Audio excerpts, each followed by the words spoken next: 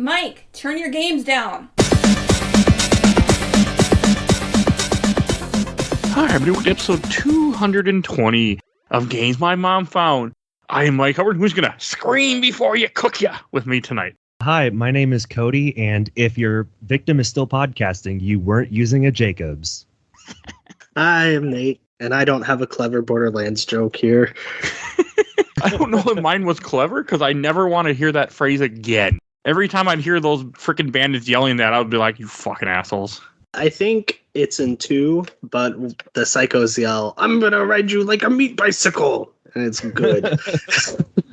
Okay, so we are here to talk about Borderlands, the first one, developed by Gearbox, published by 2K Games, and came out in 2009 for 360, PS3. Oh no, it didn't even, yeah, of course it came out PS3. I have it. And then computer, and now it's on everything, essentially, at this point. Yeah, it's even on the Switch. There's Ultimate Editions on basically every gaming platform. They've given it away as a free Epic Store games.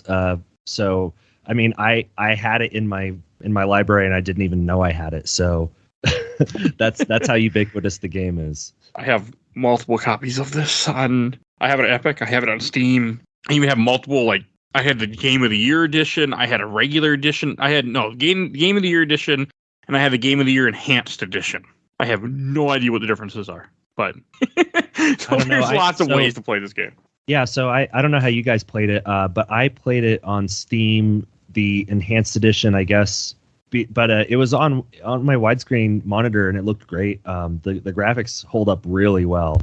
I played it on Steam also. I started on Switch, and then I went to PS4, played through it there. They had to look nice, though, on a big screen TV. Yeah, it's not they definitely touched up some textures with the re-release. I'm assuming the enhanced edition is probably the re-release then, right? Yeah. Yeah, the Ultimate Edition, yeah. I don't know how I got it. I just had it. I'm like, all right, I'll play this version. I think that it was just if you owned Borderlands on Steam, I think they just upgraded you. Okay. Oh, I don't know. yeah. That was years ago. I did try to play it on the Switch, and it is locked at 30 frames per second, and it is awful. So I mean, it looks good on the Switch because the graphics are very simple. Not simple, but that cel-shaded, easy to kind of reproduce. Yeah. But just 30 frames per second was very rough. Lots of brown. Yeah, lots of color. What's color? We don't need color. This is the early 2000s. Yeah, it was definitely in that Gears of War, everything or shades of gray period of the 360, and it really shows. Well, this was when they revealed this game, it was supposed to be a realistic kind of Mad Max-esque vibe to it with, the desert and just all the brown. And then I don't know when they decided to go to cel shading, but they should have definitely added some color to it. The first time I saw this was there's a Game Informer that had it as their cover, which is where you're talking about, Nate, where it had the different look to it. And I was excited for that one. I remember, okay, I'm excited to play this, and I remember reading that cover story. And then when it finally came out, I didn't have a 360, and I didn't like I wasn't fond of it at the time. What we got, I wanted the original game I read about in 2007. I didn't. Which is normally I don't know, I wasn't excited for this. This was my first time playing it. I had never gotten around to it. Those games were I don't play co-ops. I didn't feel the need, I just never got into it until now. And actually, this was because somebody had recommended it to me. Someone on the podcast had recommended the podcast that she cover. I think Borderlands 2, I think is what they wanted me to do, but I have to do them in order, so I did one. I don't remember who it was. That was probably me, forever ago. It stuck in my head. I don't remember who the guy was, but I had seen this game before because I want to say it must have been 2009. I had a friend of mine, Watt, who had a pirated Xbox essentially at that point where they could play pirated games on there. They had a modded Xbox, and they rented this game because Blockbuster existed back then, and they were all playing this. I remember watching it oh, that's cool, because I didn't have a 360 or anything yet, and then I never thought much about it. And then Microsoft passed the thing that blocked your Xboxes that were modded and corrupted them.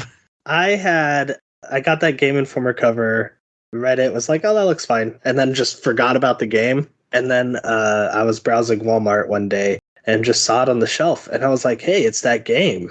it was on Game Informer. So it was like $30, and I think it came with the first DLC.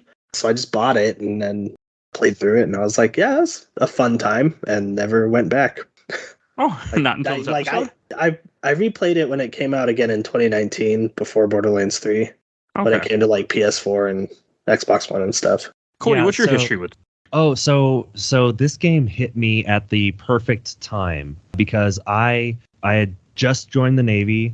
I was living in Guam at the time. And so I was young, dumb, and had disposable income. And basically I was pre-ordering games left and right. And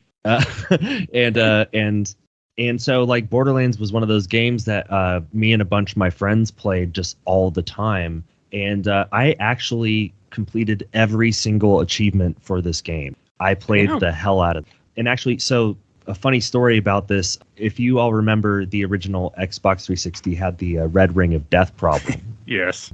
And so where I lived in Guam, it was very hot and it was like humid, like 100% all the time. And so I was very scared that my Xbox was going to die because as Mike was discussing in our chat leading up to this podcast, some of the DLC is basically just a horde mode. And so when I was trying to get that last DLC finished, that was around the time that swine flu was happening. And so the hospital that I was working at, there was a swine flu epidemic on the island. And so we were all working like 12-hour shifts for weeks. And so I remember coming home after working like 14 hours, sitting down in the final like parts of the horde mode and playing it for like 25, 30, 45 minutes and then like falling asleep. I even bought one of those external fans for the Xbox so that I could just leave it on because it was on for about a month and a half while I finished the last DLC, because there are just like no checkpoints. You just have to plow through it. And so, yeah, I have just very vivid memories with this game. That's one of the things that broke me with that DLC, because you're talking about the Coliseum one. Is that the... Yeah, the Mad Moxie's... yes. Yeah. It's literally just a horde, like a mode where it's like, oh, do you think you could get through 10 rounds of this type of enemy? And you're like, yeah, I guess. And you just got to get through it. I couldn't... I tried it, and then I died, and then it put me up above, and like, where you can't move, you can't leave, but you can shoot. And I'm like, this is for multiplayer. And then it just kicked me out completely, and I'm like, I'm done. Yeah, so, that happened to me too. And I was like, don't need to play this. Well, it felt very much like, had I been playing this in 2009, 2010 with a bunch of friends, then this would have been fun. But playing it single player in 2023 was not fun. Yeah. I mean, I was going to say I put 36 hours into this game. Yeah. That's a lot for me. I mean, some of that is idle time when I had to walk away, but most of that is gameplay. Well, to Nate's credit, if Nate was the one who suggested a Borderlands episode to you, I think Borderlands is a good game, but like Borderlands 2 is kind of the perfection of what Borderlands was or was trying to be. Yeah. So I think Borderlands 2, if somebody is wanting to get into the franchise, like Borderlands 2 is kind of like the cream of the crop when it comes to, I guess, being what this tried to be. Okay. I mean, this is one of the early looter shooters, essentially, that whole style. I want to say, right? Like, isn't this one of the first ones that did this style? I think it was. I think it was. Because, like, when it was being, like, marketed and talked about, like, in Game Informer, you know, they were like, hey, it's a first-person shooter, but, like, with Diablo-style loot.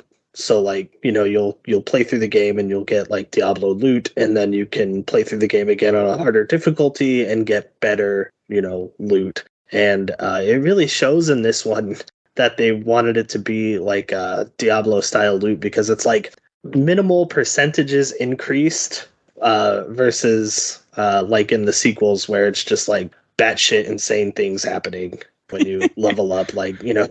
So yeah, that's what I had heard people talk about. And when I played this game, I'm like, the guns weren't that different than, I mean, a lot of times I kept the same guns for very long periods of time. I mean, sometimes they would have other stuff like, oh, this one's shock or this one's like better towards, but I didn't really switch a lot. I just kept with what I had because I'm like, well, I just looked at attack power mainly. Yeah. And there wasn't a big change. So actually I do have, in defense of the gun system, I played as Roland, and I I actually, so number one, they had a gun generator that basically generated, and I think they said in the trailers it was something like 82 bazillion guns or something like that. But they had like they did make a special gun generator, so the guns could be like truly randomized. So like if we're talking about like 82 bazillion, what a crock!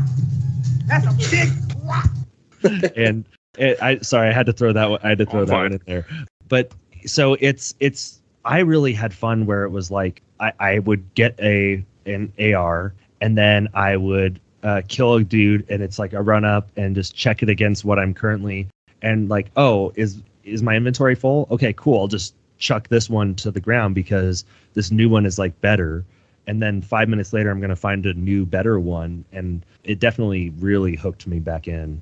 See, I had a very hard time in the early game. Like, I was dying a lot, I felt. So before we go far, I should say what character we all played as. I played as Mordecai. Nate, who did you play as? I played as Brick. Which I know you regretted. I regret it.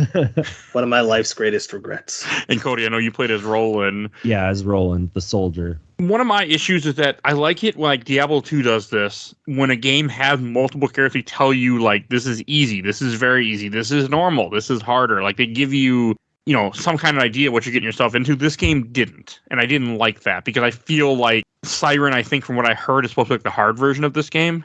If you're playing solo, I think, right?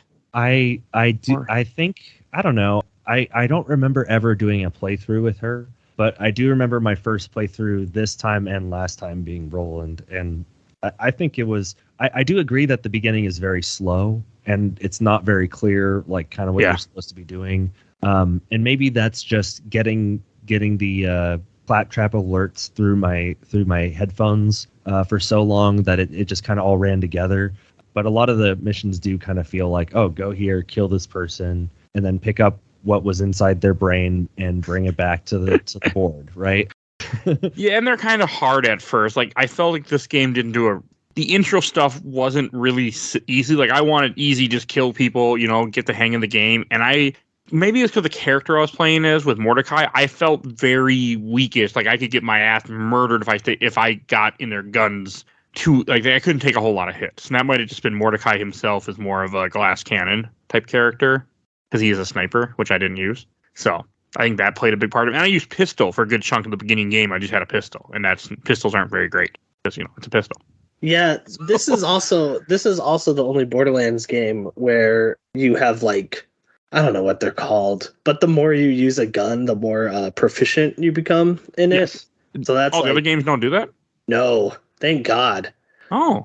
Yeah, so I want to say in the 360 release, and feel free to correct me because I'm probably wrong, but I want to say, when I played as Roland, they restricted you out of the other guns. Like, you weren't allowed to use, his specialties, like assault rifles and something else, and, you just weren't allowed to use a sniper rifle.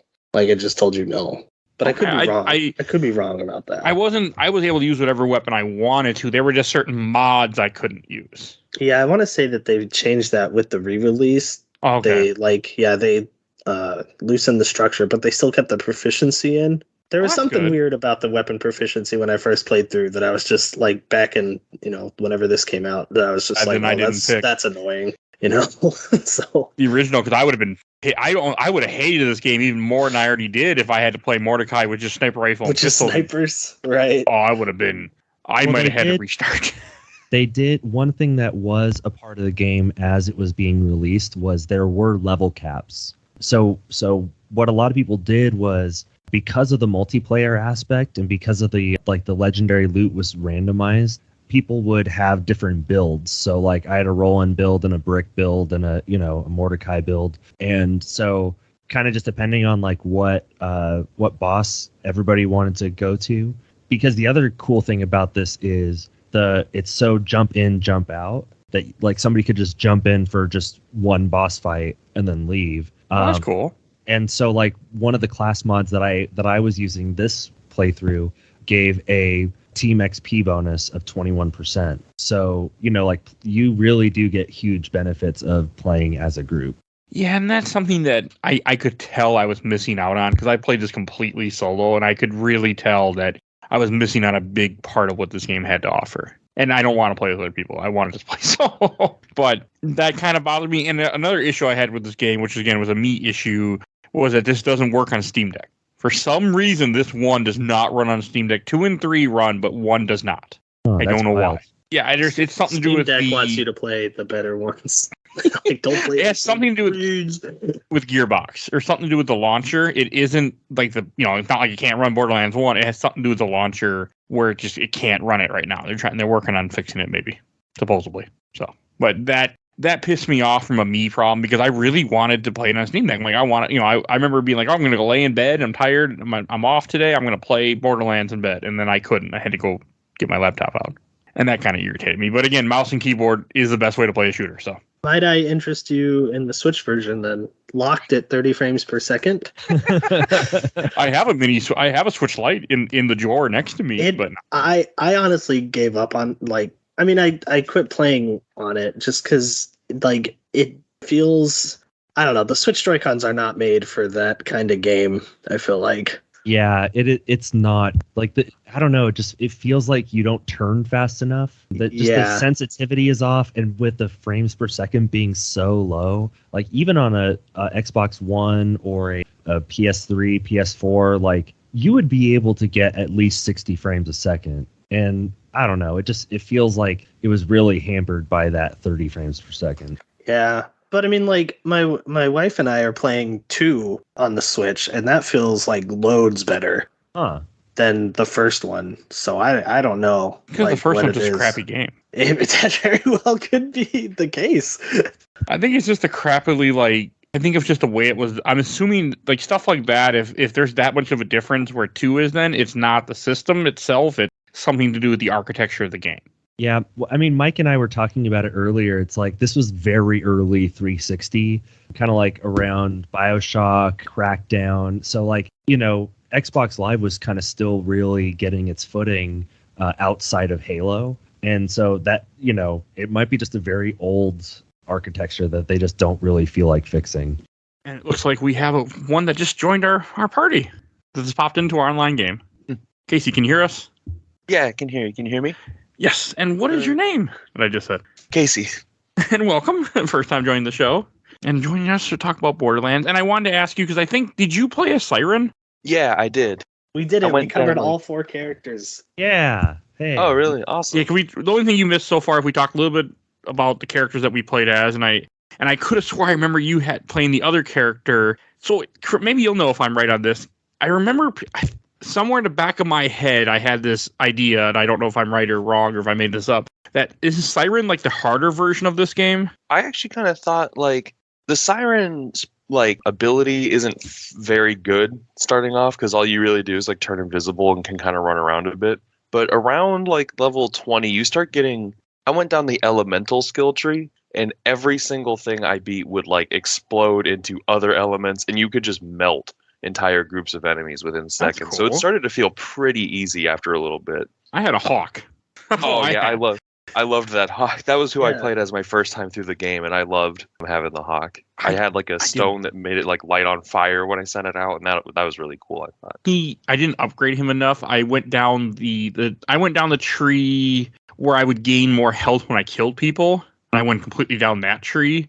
And then I forget what the bottom part was. And then I started doing the left tree to get it where you bypass shield, but then I didn't finish.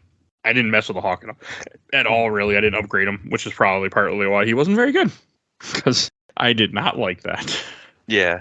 With Bloodwing, you can like upgrade him to where when he hits enemies, just like stacks of cash will fly out of them. It's so good. I didn't do that either. I saw those upgrades, but I just didn't... I thought the bird was going to be useless more, and I wanted to go more for the gunning type way, because that's how I play these type of games, and it just, I don't think I built my character right. Oh, and you were talking about earlier, Kody, this game used to have level caps, and you said, right? Yeah, so they basically, when the game came out, just the base game, I think it was like level 50 or something like that, and then with each DLC, they released a level cap increase. Okay, I didn't even get to 50, and I did almost all the DLC, but okay, that's cool. Well, for like I said, it was kind of there was a kind of a community around it, and so there were a lot of people that were jumping into and out of games and stuff. And so you'd go like, oh, we need a brick for this run because of how this boss specifically acts. Oh, we need a lot of roll-ins because we're facing that giant vagina-faced pterodactyl spawner, and like having a bunch of the guns there to kind of lay down fire on the racks is really helpful. So it's I don't when you play like a lot of it does help to have those level cap increases. And yeah, I think it was a lot of fun to kind of get those level caps as they were coming out. I remember when this game came out. I remember I bought all the DLC on 360. Like, I'm going to get to this one day when it was on sale. I did not ever. But that was always my assumption. Like, yeah, I'll play it on 360 someday. And it wasn't until the PC where it's all just included now, thank God. I think also the first Borderlands, if I remember right, I didn't do this playthrough, but I think they always have like a true Vault Hunter mode, like a New Game Plus, basically. And I think like Borderlands 1 even changes some of the enemy types you encounter. Like, I think the badass enemies turn into like bad mother or something like that. So like, Yeah, I'm pretty sure. Right. Yeah. So like, I think the level caps meant like you can run the game a couple times or something. And Plus, enemies scale at a certain point. Like, especially the DLC. The DLC Yeah. scales to you, which I did not.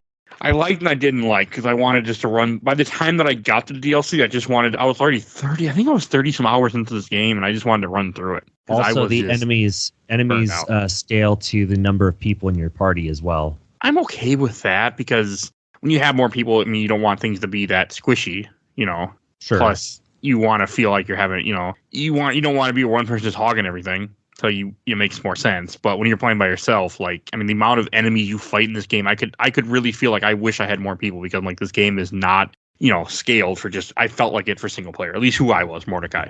Did any of you guys die on like boss fights? Yes, all the time. Okay. That's not normal. Well, I mean, Like I literally would I die, died all the then time, come back but- and fight the boss and be at the same health. And I thought that was just part of the game. Okay, that's what I was gonna ask, is if the boss's health ever regenerated for you guys, because there was a few, like, Sledge, I think. That one was one where I died a bunch of times, but I was like, Same. oh, thank God I don't have to, like, you know. That's Yeah. where I felt the challenge was like with Sledge originally when I got there, and I'm like, this is not based for one person. He was just too fucking it was just too fucking hard. And that's when I started I left after that and went and leveled up and did a bunch of quests and then came back. I did every quest I could at that point and then came back. I agree with Mike that you do. It does feel like in the very early parts of the game you have to grind very hard. It becomes a little bit easier as you're getting to the end. I actually didn't get to finish the game. I got to where I was about to rescue Tannis. You're close then, I think. Yeah, I was pretty close. But it definitely feels like very early on. It's like, no, I have to go do side quests or else I just will not get past that. But as Nate was saying, like you can kind of cheese later bosses where like their health stays down or like the number of other bandits around them is cut down because you went and killed most of them the first time. Because you can definitely knock down the amount of enemies. Like there's some guy you fight on a turret. Is that Chrome? Yeah. And You can- he's like in like a canyon and he's sitting at the top of the canyon. Yep. You have to You kind can- of fight your way up. Cheese. You can cheese. I didn't cheese Sledge, but I cheesed majority of the bosses in this game because you could. And some, they don't heal, but their armor heals. Like their shield will heal back up. And he was one where he has so many enemies, I wouldn't kill his enemies. And eventually, when I was sneaking up to get to him, I found a spot where if I stood on the ledge, like going up to him, I could stand there and shoot him, but all his bullets would hit the wall in front of me. So he couldn't touch me, but I just stood there and just shot him for a few minutes until he died. So I felt good. I'm like, this is a game where I didn't feel bad cheesing at all. I'm like, good. Fuck you, game. Because the bosses just do so much damage to you in this game. It was hard. Like I didn't like it.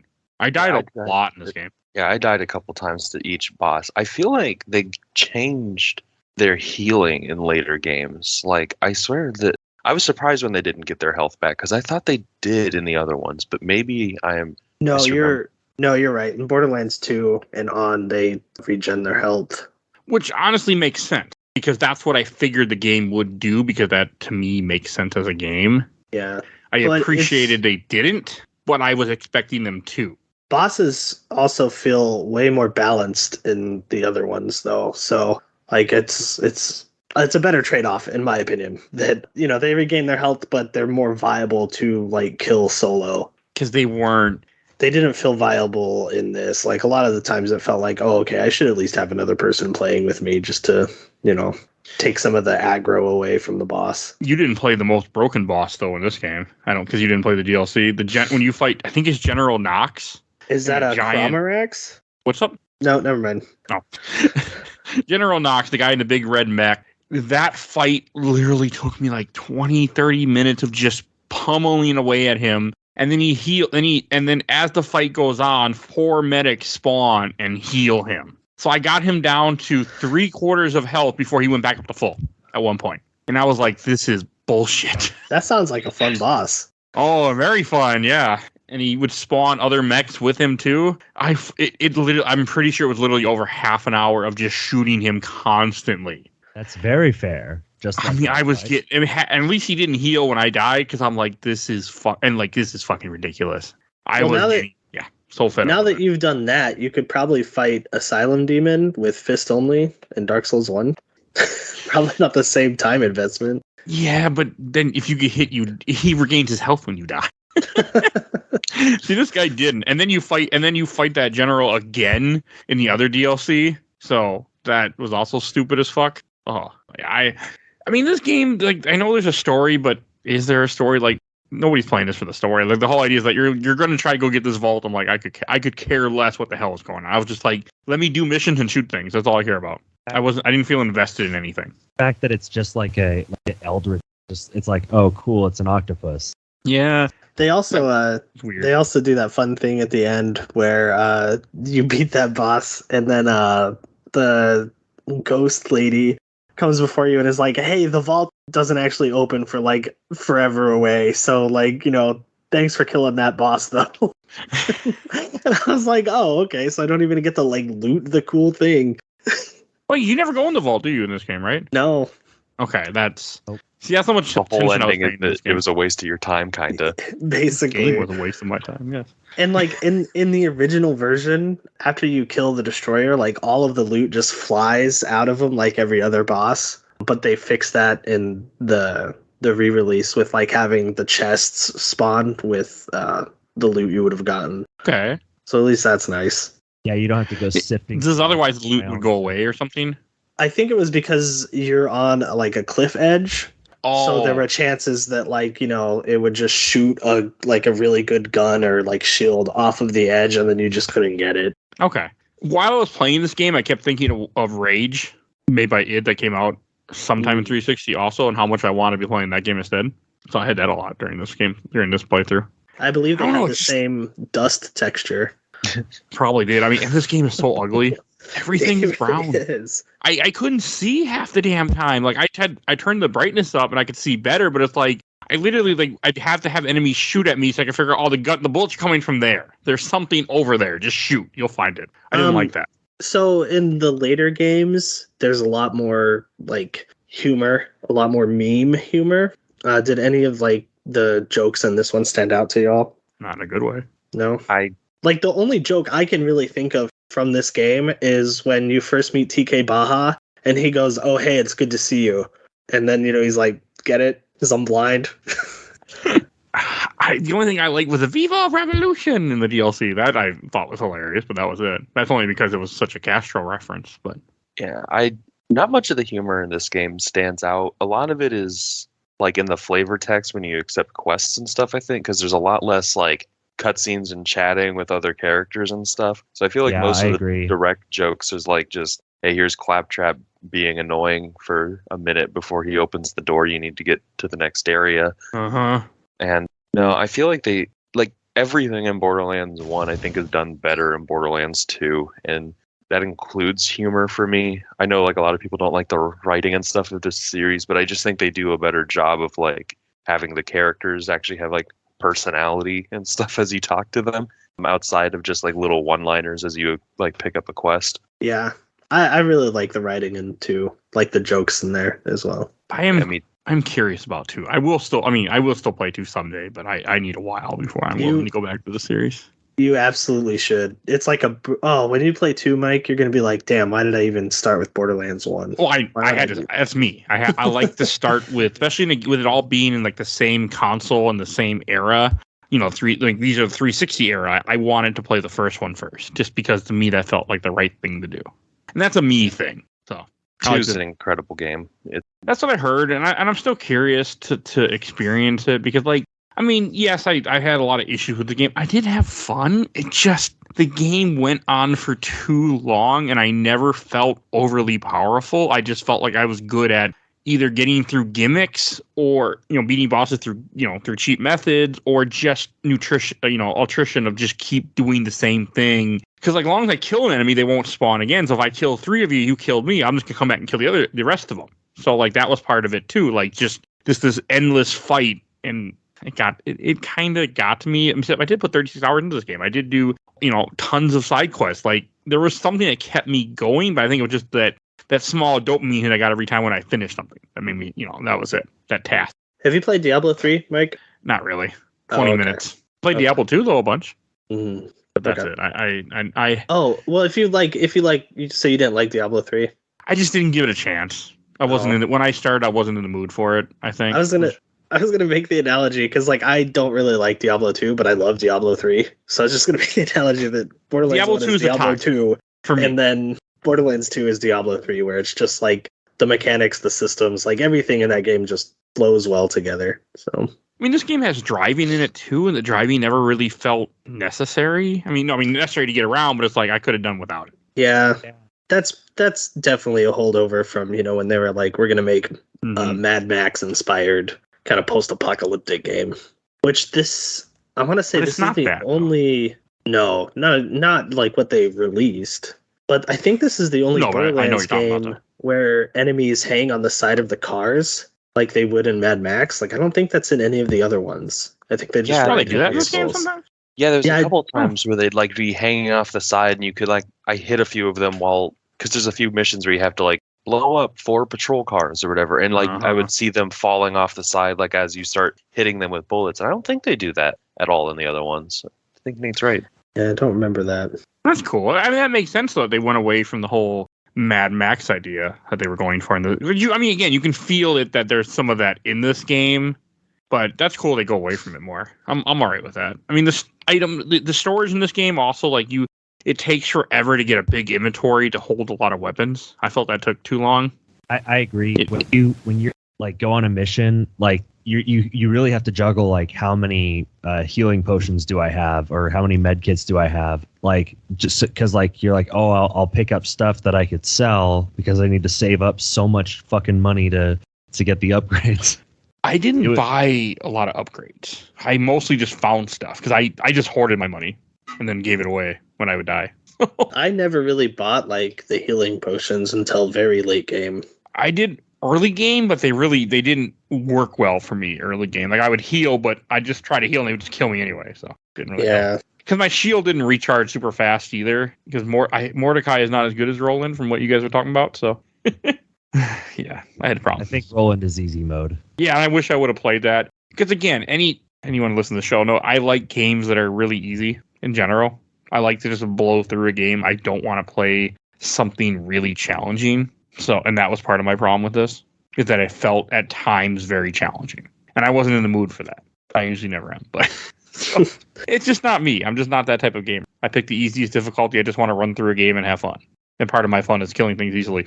I mean, there are moments when things are easy, but to me, one thing I want to talk about is the turrets. This was a game where my cart, the thing I drove had a rocket launcher, but it felt like mine was operating at a tenth the power what the enemies have. And especially turrets in this game. I have not played a game in my life that had more annoying, frustrating enemy turrets than I ever have in this game.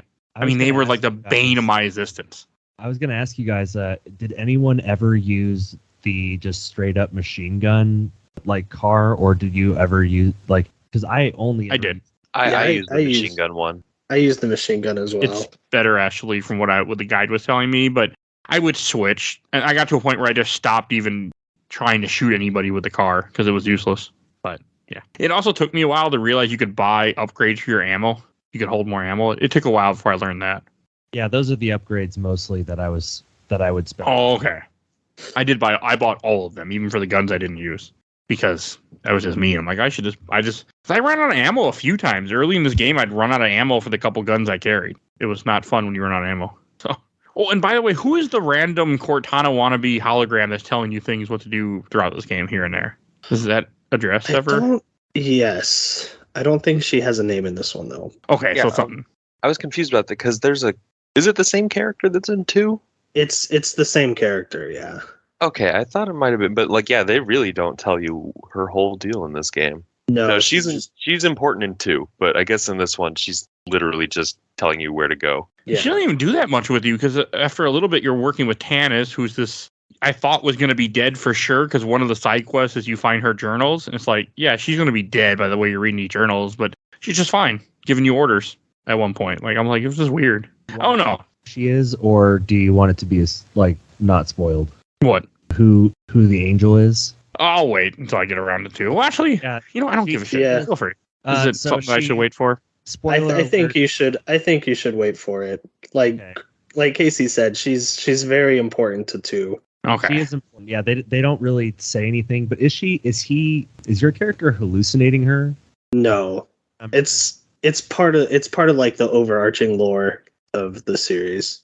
Okay. Yeah, and I can't say much more without like going into like Lore. big important lore and like big important plot points of 2 and even 3. Oh. Yeah. Okay. I will get to these again because there were things I really did like. I will like 2 is like in my top 10 games of all time. Like that story is just honestly like blew my mind that there was that level of storytelling in a Borderlands game. Me too. And I was like, It's the top holy 10. shit. Like, yeah, it's such a good one. Okay. And if you haven't had it spoiled for you, I highly recommend just going in and playing it blind. Okay. I have not actually. This series has been something that I must have not read very much about because I don't know anything about it. Like, I didn't even know anything really about it. I just knew from the vagueness that I had with me was I knew that the vault was a lie, essentially. Like, the cake is a lie. Like, I knew that you didn't actually go to the vault. I was pretty sure. Like, it was all just like, yep, you did it. It's not open. But it was also a vague memory. It didn't mean anything to me. I mean, and even all the different landscapes you go to in this game, they're all just really open world nothingness. More, apocalypse type stuff. Pandora is not a pretty planet. They do a lot more, like, that was one of the big complaints I remember at the time, is that it is one of the brownest games of the brown era of games. Like, everything on 360 is just this brown muddy, but this one is, like, really brown. They do a lot better with that also in 2, because 2 and 3 are almost like every region you go to is just a wildly different color palette, lots of, like, colorful effects and stuff. They really try and, like, correct the brownness of Borderlands 1. Yeah. Well, that's Thank good. goodness. I appreciate that. I was gonna say 2K really took a page out of the Gears of War iconography book. I mean, that Definitely. was like the big Gears of War was like one of the biggest things when I was growing up. Was just like everybody had a copy of Gears of War and a 360. Like it was huge in the town I grew up in. So Yeah, I always thought It was huge in general. Yeah, I was in like middle school and early high school when Gears was coming out, and like I always thought like Gears was like the trendsetter at the time. Everyone wanted to be that. Yeah. Like cover systems when they did horde mode. Now every game has to have a horde mode. Like everything co-op, campaign co-op. Yep, Yeah. everything they did was like it seemed like most other series were like, yeah, no, we're also gonna like here's a wave-based enemy mode that we came up with totally. right. Oh my gosh, there's one I just had like a core memory unlock. There's a game that it was called Horde Mode, but it was very misogynistic and it was spelled WHOR. Saints Row 3. Saints Row 3. Yes. Okay. Thank Yep. you. I love Saints Row 3. I've never clicked on that mode. Yeah, same. Played that series other than like the first one for like 20 minutes once. I I've always stayed away from it. 3 is really good. That's what I heard. I heard 3 and 4 are really good. I have a soft spot for like all of them, really. Like I'm one of the weirdos that even liked the reboot, which is apparently like a cardinal sin. But I want to get that one day because I loved like all the trailers to it. I was like, yeah, this looks great. But then just hearing about all the performance issues, I was like, oh, that's not a. I don't want to spend my money on that yet. Yeah, I got it on like one of the first sales I went on. It's good. Yeah. I think it's good. I don't know. Going with expectations, I guess. It's definitely a throwback to like the older style of open world game. It's much simpler than like, I don't know, a cyberpunk or something. It's more just like, hey, do these diversions and hang out. It's fun. Okay. I mean, mostly of this game, you're just like, I know there's like you have a couple big bosses that you fight. The second big boss is essentially where you're supposed to be in a car. I forgot his name other than I hated him, but it's Mad Mel, and on this playthrough I realized it was a Mad Max reference. mm-hmm. So yeah, that's what made me remember his name this time. So I was like, oh my god, of course. I cheesed him too because I tried to fight him the way you're supposed to fight him. I went in the room. I did the thing with the car. I'm driving around, and he just kept murdering me because his rocket launcher was better than my rocket launcher. So, and then I finally just said, fuck it. And I was running up to him, and I went on like the little ramp that goes up after you go in there, and I was able to stand on that ramp and just shoot him with a sniper rifle and to beat him that way. Yeah, the first time I tried to fight Mad Mel, I was still pretty overpowered because I did the zombie DLC really early on. And so I was kind of like overpowered. And so as soon as I got in, I was like, I hate the Halo style vehicle controls in any game, including Halo. I just don't like that style, like push up on the stick and steer with the right stick. I've never liked that. And so I just hopped out immediately because I was like, I'm not going to chase you around this ring in a car, and just started shooting at it with a machine gun. And that worked pretty okay. I still died once because I got ran over by someone, but I did not want to deal with the car controls for an entire boss fight. No, they're hard.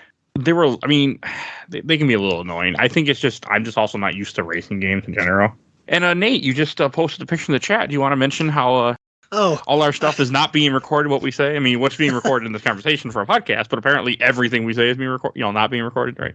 I just had a targeted ad for Gears of War on my Facebook when I opened it up. Wow. Yeah. Remember, your phone's not listening to everything you say. No. Hey man, that's fine. You want to experience the trend-setting series of the 360 generation.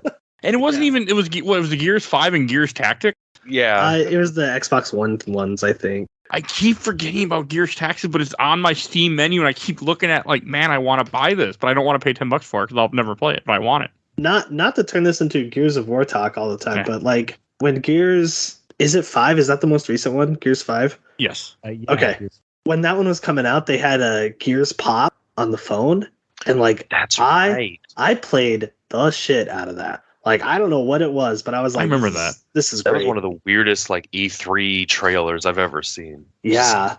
Because they announced like, here's a block of Gears of War. We're going to show you the new game, Tactics, and then we got a surprise, and it was Gears Pops, and that was bizarre. Right. Wasn't it like a puzzle game? It was like I'd never played it, but I guess it was like a Clash of Clans kind of deal where like you would send, like you'd put your units and they'd like go up the 3 lanes and you would try to like destroy their stuff at the end. That's cool. I enjoyed it. I spent a lot of time on that and then just deleted it off my phone one day. That's mobile games. I mean, I'm suckered into Marvel Snap at this point, so. Yeah, Marvel Snap is good. And they've taken a lot of my money, so I'm just in. Connect this back to Borderlands. Was there ever a Borderlands like smartphone app or anything? Because like I feel like when these were coming out was when you started seeing a lot more like just random mobile app. And I don't think there was, but I feel like I did something on my phone for a while. Maybe it was just that shift code stuff they got into. I think there was like an interactive map you could download, and it would show you like loot chests. Okay. Because I have some vague memory in high school of like having Borderlands looking menus on my like iPhone 3 or whatever it would have been at the time. That would definitely fit the phase of the timing. Like, you want to have something to go along with your AAA game, and if you can't play it when you're not home, here's something to look at to make you think about it. Like the Dead Space mobile games. That is now... I actually want to play those, but I don't know how to get them. Good luck. Yeah, I don't even think I realized there was a Dead Space mobile. I think there was like 2 of them, and I think the second one was like better received, but it was still just like, not that great. I don't know. But good luck finding them. They've been delisted, and I don't even know if you can emulate them. Oh, you can. There's a game on the iOS store called Dead Effect Space Zombie. So I feel like That's about as close as you're gonna get on iOS. No, you can't buy it or play it legally, but it's in the throes of the Files are internet. out there. Yeah, because it was a single player game. I remember I knew a guy that actually had it on like his iPad or something. I'm like, this is stupid. I'm like, just go play the one on the console. But it actually is part of the canon story of Dead Space. Is it really? Yes. You play a different character, obviously, but yes, it is. I've looked into it. This was also the era in games where like I feel like everything wanted to chase like tie-in media. Like it worked for Mass Effect. So like remember Dead Space had like an anime or like a movie or something, and books. And, there's probably Dead Borderlands Space comics book. out there. I think there is. I think there's a comic that sets up the events of 2. I might could be- look that up. I could be very wrong, but I thought I remembered that, like, buy the game and also read the Dark Horse comic, Mhm. prequel story. There's so much like random comic tie-ins and stuff to games at this point. Halo has 28 novels. What does Borderlands? Halo. Oh, Oh, I'm yeah. like, what the But those are hell? good. Some of those are really good. Some of them are very good. You have to really find a wiki and look up in order to read them in, but some of them are very good. Back when I read them, there were only 3. The Eric Island first 3 books back when the game. I think maybe Halo 2 had came out, if that. That was it. Those are good. First Strike was one of them. Yeah, they were good. Fall of Reach. It's really good. Oh, do you guys again bring it back to Borderlands? Thank you. There was the PvP that was shoehorned in. So if you were in a multiplayer pod, you could start a duel with a player. Yeah. It was awful. I hated it. If somebody just jumped into your party and they were like a rando, then yeah, they would just like start dueling you, and then Oh, I thought that was I thought they could like initiate the duel by meleeing you, but then if you wanted to accept, you would have to like melee them back. I don't remember that, but I do remember. Maybe that's definitely like in the case in the sequels. I don't know. I'm pretty sure that's how it worked, but it was always so bad, and I don't think it ever got better either. That's one No. thing that was always just like, you can do this if you want, but it sucks. I feel like Yeah. I've never had a duel in a Borderlands, because I used to try it when the game was new. I feel like a duel's never been more than like one person has like a orange sniper rifle and they just blow you away as soon as the duel starts, and like it's Yeah. pointless. No, I like I said, I just brought it up just to say that it was there. Yeah, I appreciate it's it. definitely one of those things that's in the game. I don't know why they keep doing it though. There is an achievement as well as playing online with like a Gearbox developer or someone who played with a Gearbox developer, and then they have like the trophy or achievement unlocked. You would get it that way. Oh, that's one of the games that did that? Yeah, That's cool. I think one of the only games I remember that did that was like Grand Theft Auto 4, but I always like when they did have that? those. Yeah, Yeah, there was like an achievement in GTA 4 for like if you played online and killed a Rockstar developer, or I think it might also do the whoever else has done it, you would get like the Death of a Rockstar achievement or something like that. I always thought stuff like that was neat. I mean, it's it was a rad. neat. It's like, a rad trophy, but then it's not like if you're an achievement hunter. Yeah, I They- can see. yeah, 2023, that's maybe a sucky achievement to go for. they took it out of the re-release, so you don't have to worry about that. Because I But, like, was the kind of even- guy that I loved achievements, so I would have had a hard time because I would have wanted that. I And- initially played this on 360, and then like I went to Don't know. PS3 later on after 2 came out. Like I rebought Borderlands 1 and easily hopped into a co-op game and got that trophy. Like, Okay, and that maybe was it in much that was more in better. 2012. So like, yeah. Plus, like if you're achievement hunting, someone already has that. So if you just like post in a forum, I'm sure someone would be like, yeah, we can set up, a game and That's how you I can got come it. in. I did that Yeah. with Prey, 2006 Prey. I remember doing that. I found a guy in Xbox360achievements.org, and we got a game going, and we just sat there and killed each other to get stupid achievements. I Never done that again. I have the platinum for 1 and 2 of Borderlands, and in Borderlands 2, you have to find like Jimmy Jenkins, which is like a loot bot, but he has very rare chance of spawning.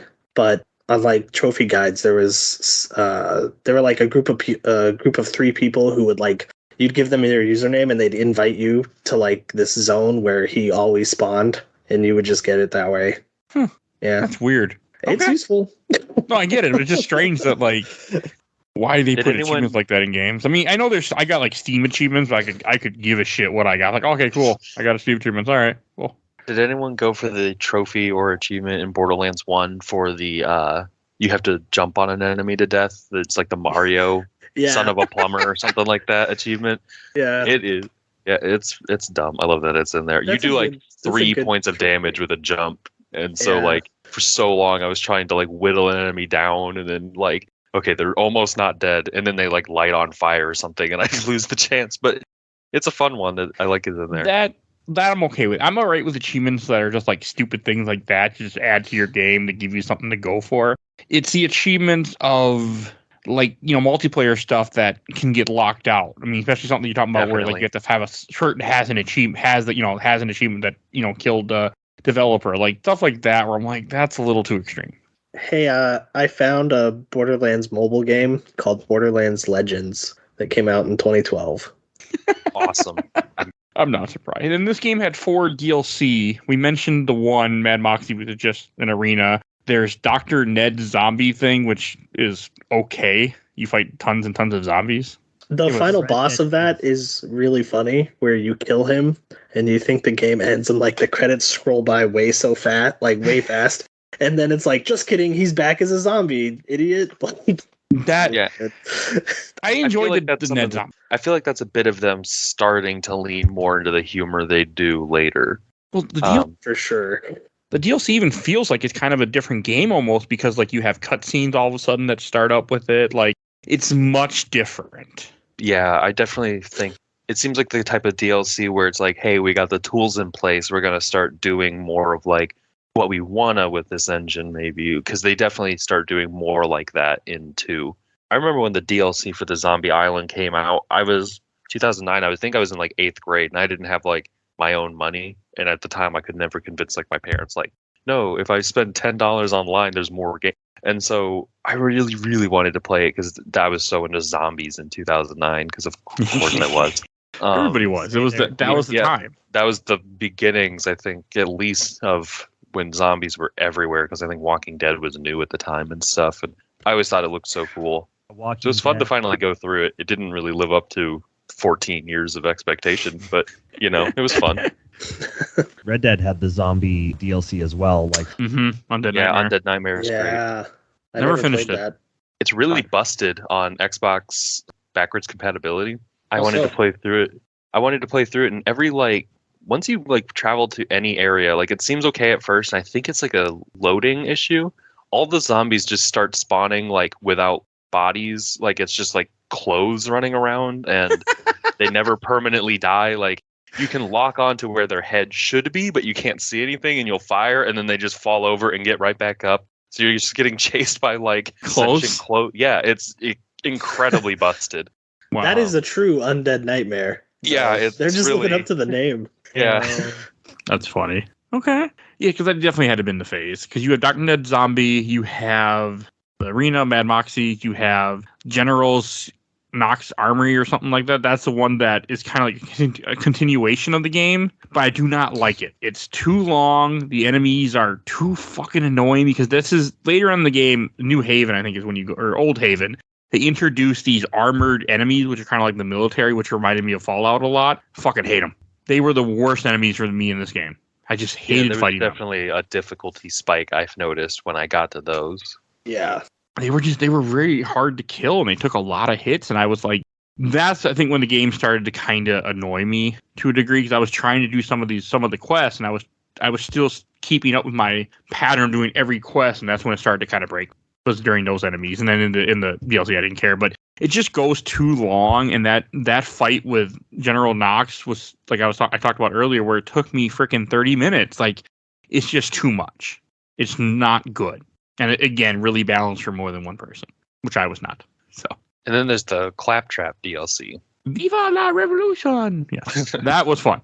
Stupid and annoying, but it had its fun moments. They reused all the boss fights. You refight all the bosses that now have claptrap brains on them or something. So they're Oh, reanimated really? dead bodies. I haven't gotten to it yet, but as far as I understand, is the DLC just in 2, 3, everything onwards, there's only really one Claptrap unit. And I always thought the DLC for Borderlands 1 explains why there's no more. I think you just wipe out all the other Claptraps or something. Because they rebel and you pretty much kill them all, and the last thing you fight is a giant mech, Okay. claptrap. It's really, really hard boss fight too, and I was so happy to be done and turn off the game. It wasn't good. And to speak to one of the bosses that Kody had mentioned earlier, the Rakim Hive, that I did not realize until I'm watching the cutscene right now. The guy fighting it, that does look like a vagina head. He was right. Yeah, it's like an AT-AT from Star Wars, but like with a vagina on its face. It's weird. That was honestly probably what they wrote on the concept board for it. It's just Pitchford's fan fiction. Oh my god, it was on his flash drive. Yep. I can't believe Game Informer would fuck him like that, God. This is during that like Cliffy B, like super edgy part of the games industry as well. So yeah, so much. Yeah, like 2009 to 2011 was like some of the worst games marketing stuff. That was the Dead Space, like your mom's gonna hate this or whatever. There's so much of that. Funny, but yeah, it's stupid. Yeah, at the time. Yeah, there was even Dante's Inferno that had like the fake protests and stuff. Oh yes. There's so much edgy game marketing at the time. Like, I forget what game. There's one game that had fake blood, and then they got like sued by the city because it didn't clean up very good, and they didn't clean it up. God. They just left it there. I think it's a PS2 game or some like gladiator game. They did that with fake blood, but marketing people do dumb things sometimes. There was even some of the writing on the flavor text, like just as, I don't know. I don't remember it being egregious, but like when you think Tannis is dead, like some of the missions are like, you got to go find that bitch Tannis. And I'm just like, that's just a little extra, Like, yeah, but weren't there a lot of issues too? Like, I think the guy that did the voice of Claptrap in this game and the next game got shitted on by the third game or something. Essentially, like he didn't get any royalties for it. He didn't get paid for it, and then they just took him out. Like that, I think. Like he separated from the company, I think, and ended up like not getting paid out. I think what he was supposed to, something like that. I kind of forget the story, but yeah, Gearbox doesn't seem like a great company from what I've heard. Yeah. No. Hey, I'm a fan of their chief creative officer, though. I think it's chief. Is it chief creative officer or chief something? Is that Reiner? Yeah, that's what I'm getting at. Yeah, no, definitely. But that, I was surprised when Reiner went over there. I guess Gearbox seems cool. It's just Randy doesn't seem like a good business guy. He seems kind of scummy. I don't think he's involved as much after the whole thing with like the porn on the flash drive or whatever is on the flash drive. He's definitely been a lot quieter since. Yeah. There was also when Borderlands 3 was revealed, he was like, now it's time for some magic tricks. And I'm just like, no, like, nobody is here for your dumb magic. Like, show us the game. Eventually, someone's going to think it's really cool. He'll keep doing tricks at every game announcement. Someone will love it. Yeah, I'm glad he's not front and center anymore. But again, when you're in a corporation like that, I mean, it doesn't matter if you own it or have something like that. You have other people that are like, yeah, get the fuck out. you need to disappear for a while. Like you're making us lose money. Get away. So. I used to think back when, like, shut up, back in like Randy. 2010, I used to think Randy Pitchford was like so cool because he was on that episode of Replay when they played Duke Nukem 3D. Oh yeah. And he had like all the fun facts of like, oh yeah, like this guy recorded this voice line and this is how he built these rooms and stuff. I don't know. He seemed very open about like how games were made, and that was like before you really saw a lot of stuff like that. And I remember watching a launch party thing for Borderlands 2, and they asked like, "Hey, now that the game's out, what are you gonna do?" And he said like, "Yeah, we've got computers set up at home. I'm gonna be playing it with the wife and kids." Like, I used to think he was a super cool guy, and then everything that's happened since then has gone against that image. Power, and just it corrupts people. We got a certified jolt on our hand. Oh, toucan. I mean, even though like I didn't have the best time with this game, it felt really good that I finally played it, because Borderlands is one of those fiction things where I have like before this I had no experience with, and I've always kind of regretted it. So it was nice to finally have that, like, I can get references now. I mean, stuff will make sense to a degree. I mean, I still want to play more. I mean, I do want to experience more of it because I feel like this is a series that people should experience. Maybe not the first game, but I would say, honestly, I always look forward. Like, whenever they announce a new Borderlands game, I look forward to it. Like, I was very hyped for 3. Wonderlands, I haven't played much of, but, like, I really enjoy the writing and the humor in that. Like, I kind of hope that they do a Wonderlands 2, because kind of D&D style of that game is very, like, that's very fun to play in. Oh, Kody, you brought up a good point that I want to bring up in the chat beforehand. You'd made a mention about Mad Moxie. What they were trying to go for? Oh yeah. Okay, yeah. So the Mad Moxie achievements were just like really hard, and like there were no save points like as you were going through the achievements. And I was a really big achievement hunter at the time, and I got really into it. So I was playing it continuously off and on, and I would just leave my Xbox on. But with the original Xboxes, they kind of red ring of death really easily. And so I bought an external fan. Like, you remember how like at GameStop they'd have them like hanging on the side for you like $30, and really they probably did nothing. They did nothing. But I was so paranoid because the hospital I was working at, there was a swine flu outbreak, and so we were all working like 12, 14-hour days for like about like half a month or so. And so I would play it for like 20, 30 minutes at a time. And so I slowly made it through, but I got every single Xbox achievement for this game, including all the DLC back in the day. The other thing that you had mentioned that I wanted to bring up too was they were trying to make Mad Moxie their like mascot for the Borderlands series, but didn't click. Yeah, like I called it Poochie. Yeah, sorry. Yes. So I kind of said that, like, you know, without the DLC, they didn't really dive into Moxie that much until the DLC. And then she's a much bigger part of the story in 2. And so it really felt like they were trying to push Claptrap and Mad Moxie and Scooter. And they're like, one of these has got to stick. Mm-hmm. And so they just kind of throw them all out there. And Claptrap was too annoying. But Mad Moxie was that just like right at that we were talking about. It was kind of like very like misogynistic kind of portrayal of gamers at the time. So yeah, she was kind of like that quote sexy, sexually drawn character, and yeah, she's the one who stuck. Yeah, I noticed that too. Like, kind of. I mean, Scooter was an idiot. Like, I'm glad Scooter didn't.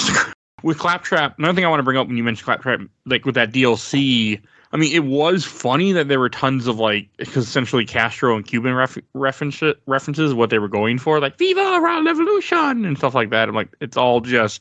I also know a bunch about the whole ordeal with what Castro did and like everything with that in Cuba, but like it was just. I mean, it was funny to me, but at the same time, I'm like, it was just weird. It was also weird that it was twice in 1 week. I recorded a podcast talking about the TMT comic. We mentioned Castro, and here I am playing a game talking about essentially reference to Castro. I'm like, this is weird. 2 things in the same day. It was just strange. And you're working on the Saboteur, so lots of revolutionary. Well, not communist, but yeah. You should play Black Ops 1.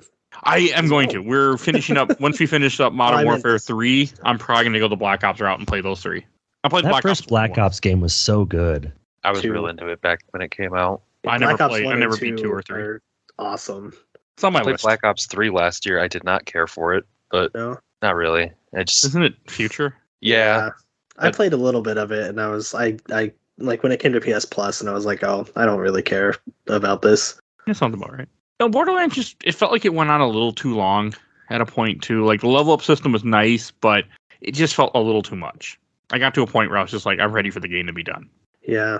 Yeah, I think it because again, everything in Borderlands 1 is done better in the sequels. Like the leveling and stuff, like it's kind of stale in this game. Like there's not a ton of like really cool skills, at least that I saw in the Siren. Like there's some cool stuff here and there, but nothing like the characters just get so much more dynamic later on. So like the game being the length it is, just kind of like, there's not a lot of like character to a lot of the quests you're doing, unless you're reading the flavor text, which I typically am not. Yeah, I kind of button through a lot of that stuff, and like it's just kind of you're just kind of playing it. Like there's not a lot of character to the stuff. There's not a lot of pop to the abilities you get in the game. So it is just it's a lot flatter than where they get eventually, because stuff just really starts popping off more with the better character builds, the better writing, everything in the later games. Again, it's made for multiple people. And that's just what I felt so much in this game. Like, one part that I have to mention, when you go to fight Crom, one of the bosses, I didn't know if I was going to be able to get through the game because there's like 4 turrets blocking the spot. And you can only drive so far, and you got to get out of your car and run. And no matter what I did before I went to destroy the turrets, I just get murdered. Like, I could never make it. I'm like, this is fucking ridiculous. All I got to do is get through this door, this load point, and I'll be okay. And I could not get through it. until I finally took out the turrets. And even then, that was like super fucking hard. And I had like cheese tactics where I would shoot a couple of shots, take a bunch of damage, and hide, heal up, and then go back and do it again. Like, it was just ridiculous. And then they would recover a bunch of their shields too. So it would be, again, minuscule damage I was doing. I'm like, this is just, and the turrets were just ridiculous in this game. So bad. And that part was terrible. The boss fight was fine, but that getting to him was miserable. Is there a way to take a car in there? Because there's a catch-a-ride system right outside of that checkpoint. I don't think you can. But I could not figure out any way. Like, I would pop Brick's ability to just like constantly regen health, and I would like run around in like the sewer area, but I couldn't find anything. You can bring a car in there in that area, but you can't get to it because you can raise the gates. Yeah, that's what I was looking for. I didn't see you can. There's a button. It's not signified in any way, but there is a button. I found it and I raised the gates and I drove a car, but I still couldn't get the car there because there's a beachhead where you can't get the car past and you have to get out of the car and then die. Okay. But yeah, there is gates. Now, plus, like, the story doesn't matter in this game, I felt. Like, there's just nobody's playing this for the story. Yeah, like, I do like that they at least, they don't, like, there's, like, no story, but they also don't shove it in your face at all. There's, like, no cutscenes. You just kind of, it just kind of plays in the upper right corner, and you just kind of, if you like it, it's there. If you don't want to see it, you just go right past it. I'll agree with that. I mean, I like having story in games, but I just didn't. Also, this game, I couldn't not play with sound, not because I wanted to hear stuff, but because I needed to hear enemies near me so I could kill them. Otherwise, I wouldn't know where they are if they're hitting me, because I needed the sound of hearing them say their stupid shit. Like, oh, okay, there's somebody over this way. Or like sometimes you get chased by a psycho that's sitting there that's hitting you, and if you won't realize it. Like, that's why your health is going down, unless you hear the "I'm gonna cook you," and I'm like, oh, one of those bastards. But God, I got so sick and tired of some of those things they would say. I wanted to mute them. It was just so annoying me. I did not like it. The intro song really slaps, though. Oh yeah, this is the game where I found out about Cage the Elephant. Yeah, it was really a big opening for me. It was a great song from a great band. One of my favorite like intro like videos for any game. I think like really just it sets a good tone. It feels good. I forgot about that But I remember that song. I forget. Did Cage the Elephant do a song for a Suicide Squad movie, I think? Or am I thinking something else? I'm probably thinking something else. But I think you're thinking of 21 Pilots. I am thinking 21 Pilots. You are right. But no, I remember that song. Like, I forget how the song went now, but I remember it. Like, I had a friend that I think listened to it, and I heard it. I worked at the Mall of America a while ago, like 2016. But I was like, okay, that's cool. Completely forgot about the intro, though. And then, I mean, the enemy variation, I don't think there's a huge amount of, like, enemy variation in this game. Like, near the end, you fight guys with shields that are, like both, like, aliens or something, essentially. Or not, well, really say aliens, but the people that live on this planet that are protecting it for the vault, I guess. Yeah, it's mostly just, like, the psychos and bandits. Yeah. A couple, like, wildlife types, like, you know, the skags and spider ants. And then, yeah, you got, like, are they the Crimson Raiders? The soldier guys? No, I don't remember what they're called. They're called Lancers. They're from one of the corporations. Okay. I can't remember which one. You worked for one of the corporations in the DLC. In Claptrap, you worked for one of them. Yeah, it's I can't think of the name of the. It's not Hyperion, because Hyperion is the bad one in 2 and pre-sequel and all that. 2 is Handsome Jack, right? 2 is Handsome Jack, yeah. Okay. Is it There's Atlas? no like standout villain in this game. There's that whoever the hell Commander Steel is, but I was like, every so often she comes on the radio and goes, "I'm gonna have to kill you if you keep doing this." I'm like, well, that's nice. Okay, bye. Like, it didn't matter. Oh yeah, it is. There's an enemy. Hyperion is the enemy in the Claptrap DLC. I'm on the Borderlands wiki. Yep. Okay. But I don't see anything else about if there was another corporation involved. There's something that you're fighting in Old Haven, but I don't remember what the name of them are, other than I didn't like them because they had armor and they were tough. Because that is really where the game started to really show pain for me. Yeah, I wish I could have played this game more than one player. And I wish I could have played this back in 2009, 2010. Like, that was my issue. And again, that's my issue, not the game's issue. It's definitely, I think, like, going back with what I was saying, like, everything in this game feeling a lot more flat than what they would do later on. I definitely think like spicing it up with more playable characters, more friends, like better, like, you know, because the enemies get stronger and stuff. I just think like that helps this game more than any of the others, like liven it up a little bit. It definitely feels built for that. Yeah, and it's too damn ugly too. So It's pretty brown. it was really hard to see stuff. I had a lot of time where I couldn't see things, and I play in a basement. I mean, yes, I play in a basement when I have a screen window behind me, but I have curtains up, I had lights off, and I still had a hard time seeing stuff. That was kind of annoying. And I guess we talk a little bit about the Destroyer, which is like the final boss of the main game, essentially. That a monster that comes out and kills Commander Steel, who you think is going to be the final boss. Yeah. Which you do fight Commander Steel in the DLC twice for Claptrap, because she gets, I don't know, like Claptrap brings people back from the dead or something. It's really weird. I still really, like, despite the problems with this game, I still think I'm going to go back and play through the Claptrap DLC just because I still haven't seen that all the way through. You should. It wasn't too bad. It's just the final boss fight is ridiculously stupid with Kamikaze, Yeah. Claptrap. But again, dying doesn't matter because the save point is right in the fucking room on purpose. So it's like, yeah, whatever. I just die and come back and just piddle away and die and piddle away and just keep doing that. I mean, I literally had to go buy more ammo multiple times for the General Knox boss fight. I'd run out of ammo otherwise. Like, there's things like that in this game where I'm like, this is just stupid. Yeah. Originally, I thought about doing a different episode on the DLC, but then there's not that much to the DLC. I felt like needed to be. Again, it's cool though that it DLC exists. 2 is really, really good. Okay, that's what I've heard. I've heard nothing but great things about 2. So Yeah.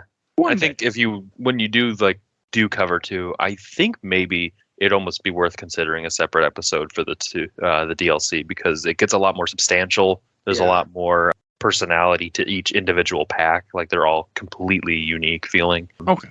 I might. And one of my other issues DLC is just an arena battle like the Mad Max DLC. The other issue the DLC I had with this one, like the General Knox one, is a big area, but every time you turn it off, you spawn back in the very beginning, and getting around was difficult because you had to like drive your car for long stretches of time on a highway. And yeah, some of the checkpoints in this game were pretty rough. Like you would spawn into an area and realize you're still really, really far from where you just were. They don't really like give you a lot of like different like areas don't have a lot of checkpoints, especially in some of the bigger zones where you drive. Like I noticed there's a bunch of times where you like have to drive to an entirely different like bandit camp or something, and then there's no checkpoint near there. So if you die, you have to like drive really far again. Yeah, I agree with that. There was some areas where it was the saves were pretty few and far between, or the little respawn checkpoints.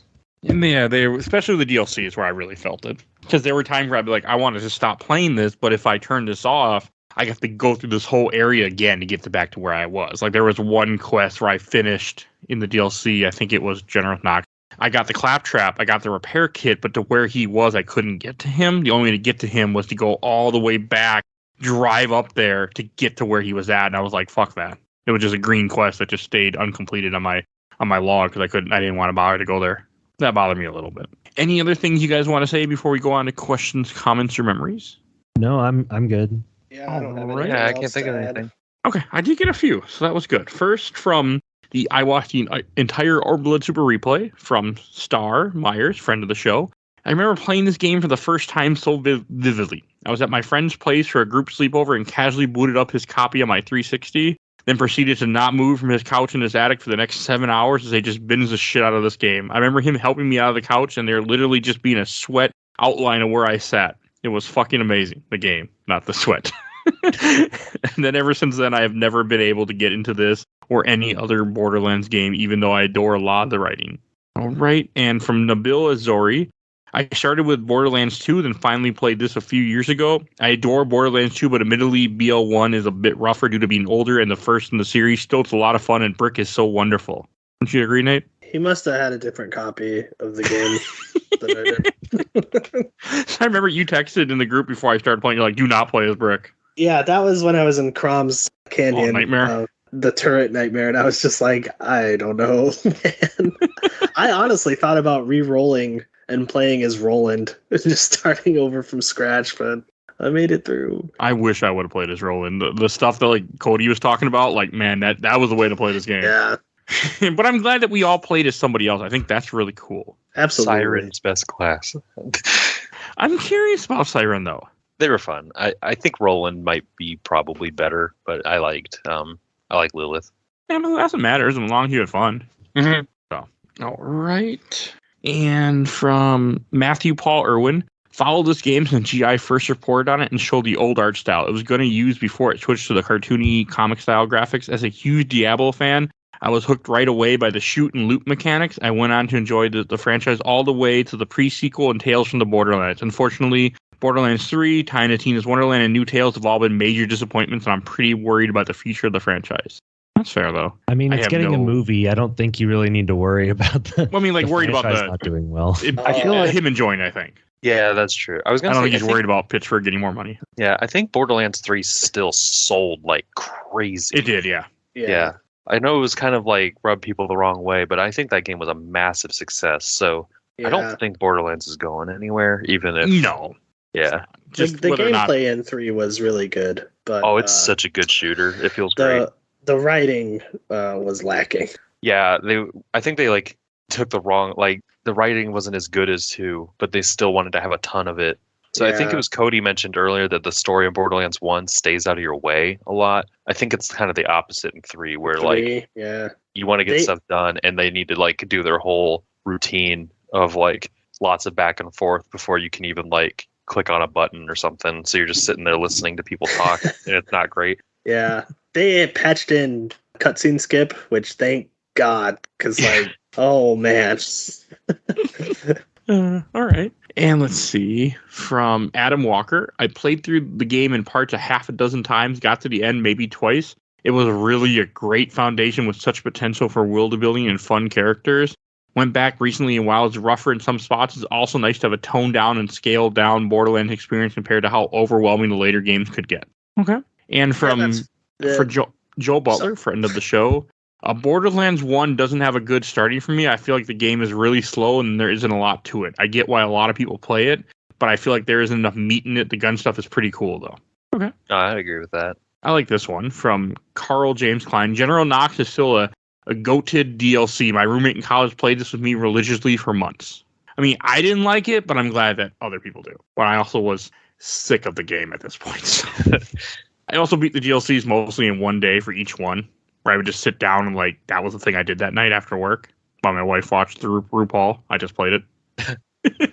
Because we have Paramount Plus and RuPaul's on Paramount Plus. So, or she's watching. There's a lot of... My journey through Borderlands 1 was a lot of me sitting on the couch playing it while my fiance played The Sims on her laptop next to me. So yeah, not bad though. That's better than... I mean, RuPaul is interesting, but I hate the laugh. The laugh just hurts me. Other than that, it's fine. So I hate her laugh. I'm like, turn it off! Ah! But yeah, I don't know. It just bothers me. All right, and then from the official Laser Time community, from Nick Turner, I first saw this game in an email from GameStop after some light reading. I pre-ordered it. It was a pretty mediocre shooter, but the co-op seemed promising, so I talked it up to my friends. We ended up playing through the whole game together, and most of the DLC, I've tried going back to it, but there's so many quality of life improvements in the later games that make this one unplayable in comparison. That's why I'm glad that I played this before I played 2 and 3, because I really feel had I played the other ones, I wouldn't have been able to enjoy this because of the changes. I agree with that. Like it's more important than it is good. Like it was definitely the first Schluter, and a lot of games have Borderlands to thank for that. But I remember when Destiny got like announced and there was so much hype for when Destiny 1 was coming out, and I saw like the first E3 and I was like, oh, okay, it's Borderlands.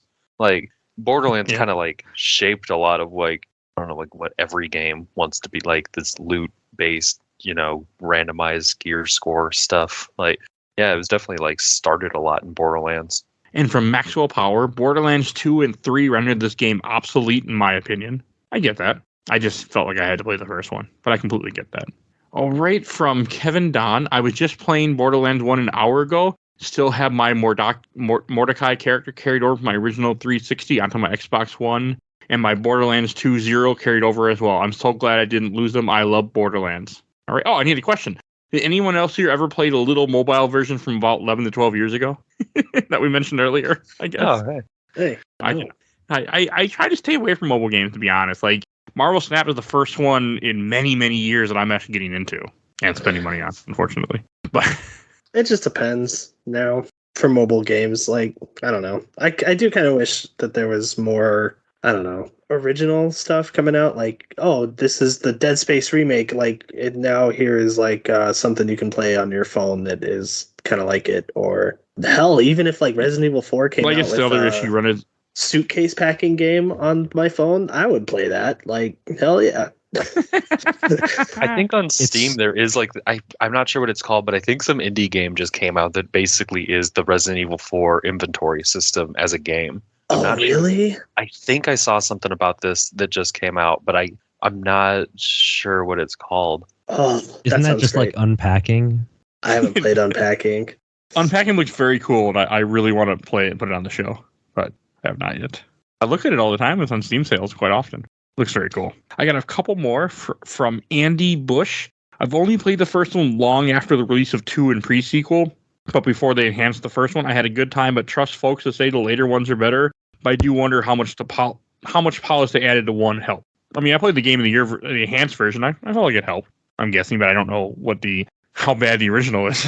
So, all right, from Jason Heiser, probably the game I played the first few hours for the most of my life. Beat it a couple times, but probably had like 10 to 15 times started playthroughs due to the co-op in this game being so damn fun. Like if friends visited, we start a new game. All right, and from Alex Omido, I've often heard this game referred to as the progenitor of Destiny, and by that token, modern day games as a service. If true, this game can eat shit. Damn. I get it though. Like, I don't really like games as a service just because then the game can disappear. Like Anthem, for example, which I heard is a good game, but it didn't do well. So it's just kind of like, I think you can still play it though. I don't know. I'm pretty sure it's still running. I saw it on Game Pass the other day, so I think it's still like you can play it. It just don't. I think they're just not updating it anymore. That's fine. I have it. I bought it for $2 at Walmart on clearance for PC. Wow. So I have it on EA. But yeah, that's I'm not big at games as service in general. I just because it's not the way I play games. I also don't usually get to games until years and years later. But that's me, not the games. I'm just that kind of gamer. And let's see, I got a couple more I'm going to read from this group. From LC Williams, I have the entire Borderlands series waiting for me to can't wait, enjoy. And from Darius Career, how did you like the humor? Claptrap becomes progressively more annoying in future games. Humor was okay. Yeah, there's not a ton of it in this game. I think Claptrap's more annoying in this one than he was for me in 2. He's kind of a lovable idiot for me in 2. Yeah, for sure. And you said there's a lot less of them in the sequels then? Yeah, there's only the one like yellow Claptrap. There's no more like just random like color, like there's like blue and red ones and stuff in this. There's only the one. He's just like a singular character moving forward. Okay, that's cool. All right, and then from the Giant Bomb group, I have a few. From Andy Bolsilver, I enjoyed it in the first sequel even more, but I gotta be honest, between the humor and the loot, I think his legacy has been somewhat poisonous. From Casey Neal, I played the first 3 hours of this game like 6 times with different friends. From Andrew Rafosky, such a blast of a game. I remember it being one of the first good PC ports of the generation, so much so that a buddy of mine who can't play first-person games because of motion sickness was able to fuck with the INI file and make it third person so he could play it. Good time. That's cool. I wonder how that even, like, how you could mess with that to make it so you can play it like that. I've seen people do stuff like that in Borderlands 2, and I like the character designs in this series a lot. And I've always kind of wanted to mess with it to see if it was like fun that way, but I never really like got too much into modding INI files or anything. Yeah, I know, I get that. I don't like fucking around with files either. So I'm always afraid I'm gonna like just permanently break the game or something.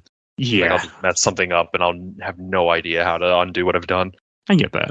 And from Ken Alsop, I still have so much affinity for the first game. It's definitely a little simpler compared to what came since, but I don't necessarily think that's a negative. It's got a really satisfying loot system that felt very distinctive at the time. And it's funny without being quite as aggressively in your face about it the way later games were. Very interested to hear how you find it coming to it fresh after all these years. I still love returning to it by that deeply rooted affinity for it. I shot things. I mean, I had fun, but I'll be more on that in our last segment. 2 more comments from Chris Lauren. It was a groundbreaking. It had a part in changing shooters forever, I think. And Jackson May, I like Borderlands, but love Borderlands 2. I think it does everything the first did, but 100 times better. All right. I am definitely interested in 2. I will try 2. It probably won't be till next year just because I don't think I'm ready for another Borderlands experience. And this year is kind of full for my schedule with games. But I am, like, I'm not turned off from the series or anything like that. You know, I didn't hate this game. And that brings us to our last segment, Shelf Stacker Box. And since I'm already talking, I'll go first. I'm going to put this in the box. I had fun, but I never need to play the first game again in my life. Never. I had a good time, sort of. It hit the dopamine hit, but it overstayed its welcome, and it just became a chore. But I like chores. Apparently, I know this in games. Like I can do things like that as long as I'm getting that dopamine hit of getting boxes checked off. But a lot of it was also just make the game easier. I had fun, but I'm good. I'll never play it again. What about you, Nate? Yeah, this one I think is going to go in the box for me too. Last year, I probably would have put it on the stack, but replaying it, I was like, oh yeah, there's a bunch that, I'm glad it exists and it paved the way for really fun games, but this one is like, if you don't really need to play it to get into the series, you can start with 2 and get caught up on pretty much everything that happened in 1. That's cool. I can find out who the Cortana face is that I'll completely forget about by the time I play 2. Completely forget it happened. All right, what about you, Kody? I have to say I will box it as well. It's very similar. I probably wouldn't have played it again if it wasn't for this show. But I just can't go back to it. I'll probably finish it because I'm so close to the end, but I will probably not go back to it ever again. Okay, that's fair. And since I forgot to tell you, Casey, shelf being something you really like, stack being something you like but not as much, and box being the bottom for a person. Or something you disliked, or I'll be however you want to word it to, whatever you feel. And what about you, Casey? So I think I'm gonna shelve it for 2 reasons. One, I literally have it on a shelf behind me. It's on my game shelf right now. But also, I really liked going back to this. I actually was messing around with a save. I think last year the PS4 version of the game was on really good sale or whatever. And I just grabbed it. I still like this game a lot. Borderlands is just a thing really clicks for me. I just like that progressive, get your character better, get a cool new gun that just makes the fights feel way different. No, I really like this game. I had a lot of fun going back to it. I'm probably going to go play more of it with the DLC and stuff. All right. No, I'm glad. I mean, it's good. I'm glad that somebody, I can see that it's hard to go back to it. I still want to play 2. I still want to play pre-sequel. Someday I'm more interested in that than 3. But pre-sequel came out after 2, right? Yeah. But takes place in between 1 and 2? Yeah. Yes. I've never hear people talk about pre-sequel. Never. It's fine. So. Yeah, it's good. I think it's more 2. Yeah, Okay. It's definitely, it feels like a really big expansion to 2 Yeah. or something. That's fine. I think it kind of got swallowed up because I think it came out within the same month of Destiny. So oh. Yeah, and it was only on PS3 and 360. That's right. It was last gen only. Yeah, and we were then well into PS4 stuff. Yeah, and then That they makes ported sense. it to PS4 with 2, which thank God, because I never would have played it on PS3. It's in the collections that I have. That's how I have it. I bought a few different Borderlands collections for PS4 and Xbox One over the years because I kept meaning to get to these, and they were in that.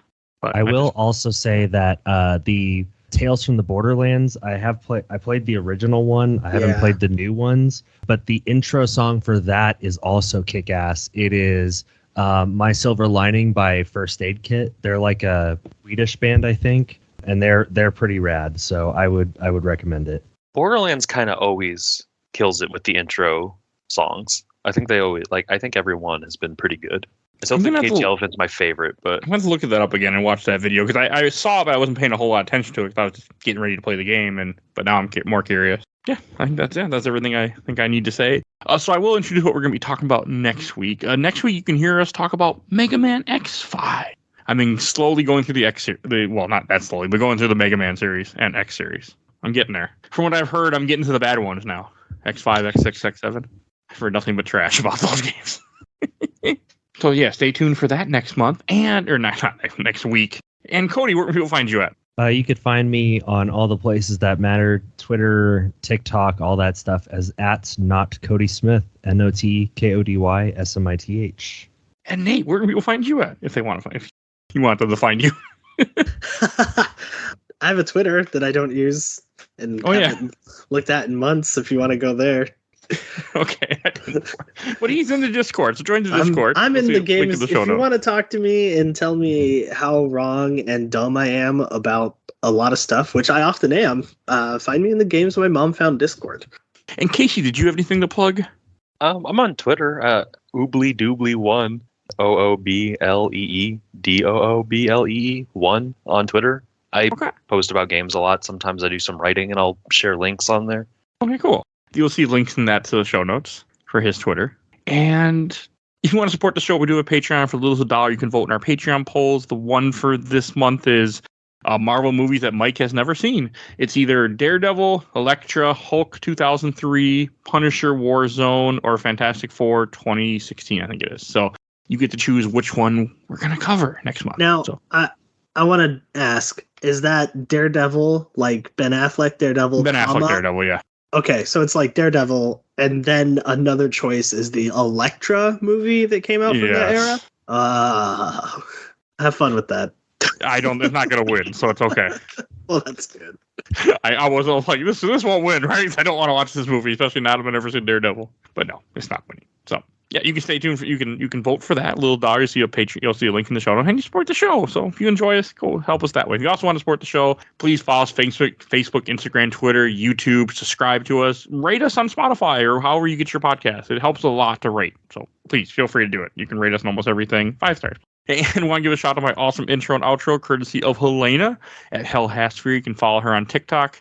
And want to give a shout out to my buddy Bill Tucker, who did the MCU movies with me. Started his own podcast, A Gamer Looks at 40. Definitely go check him out too. He does a much more refined podcast compared to what I do, but very good show. Definitely go and help him, check him out and support him. And I think that's everything I need to say. So we will see you guys all next time. Bye, everybody. Woo. Bye.